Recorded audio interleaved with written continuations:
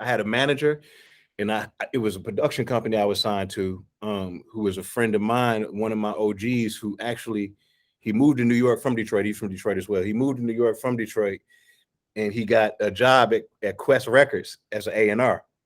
Okay.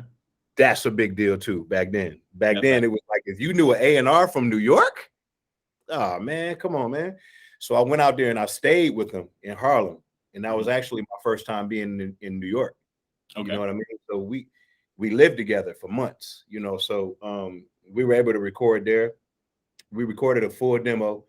And what we did was we just set up meetings with every single label. So I went and seen every single label in New York and got the door slammed in my face by every single label. So I remember there was one label, I can't remember exactly what label it was offhand because it was so long ago, but Herbie Lovebug, OG legend, great one. Responsible for Salt and Pepper, Kid and Play, and he's a producer, writer extraordinary. You know, so he was the only one that kind of seen the vision, and he had like a subsidiary label through a bigger label. I can't remember what the label was though. So his label was called damn, what was his label called? I can't remember that either. Anyway, it'll come back to me. Respect to Herbie Lovebug though. So I remember being on the phone with Marshall, and after he told me he signed with Dre, I was like, "That's good, man," because I'm doing a deal too. I'm doing a deal with Herbie Lovebug, and he was like,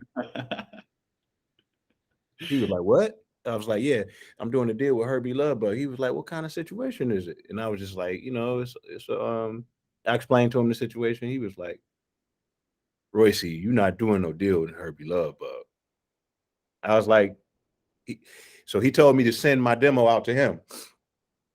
So this is pre-internet, so I had to literally physically send it. Got the tape, got the tape in the FedEx, shoot it out. You know what I mean? So I shot it out to him, and he played it for Dre. And next thing you know, I flew home for something, and I was at my parents' crib, and I just remember my dad walking in the room and saying, "Ryan, is somebody named Dr. Dre on the phone for you?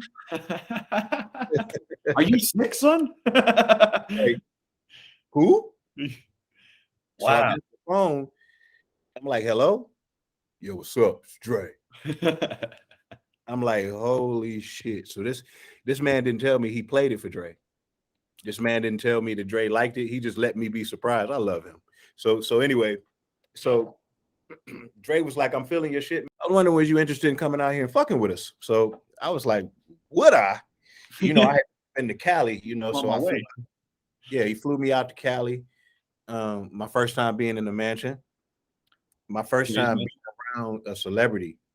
Okay. Because Marshall wasn't a celebrity yet. Yep. He was getting there.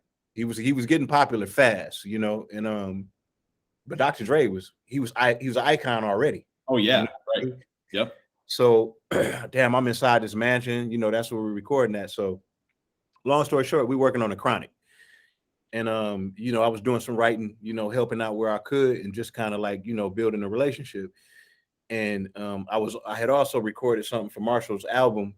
I was appeared on his album, his first album as well. So his album came out, and once all of the labels found out, that I was out there working with Dre and Marshall, and just kind of like a part of that team, and I was on Marshall's album, all of them wanted to meet with me again. Of course. They wanted to do a follow-up meeting with me, and I'm all excited. So I go and I sit down with Tommy Boy, and I play them. Elliot, I want you to listen to me closely, my brother. I played them the exact same demo. I didn't change not one line. I didn't add one song.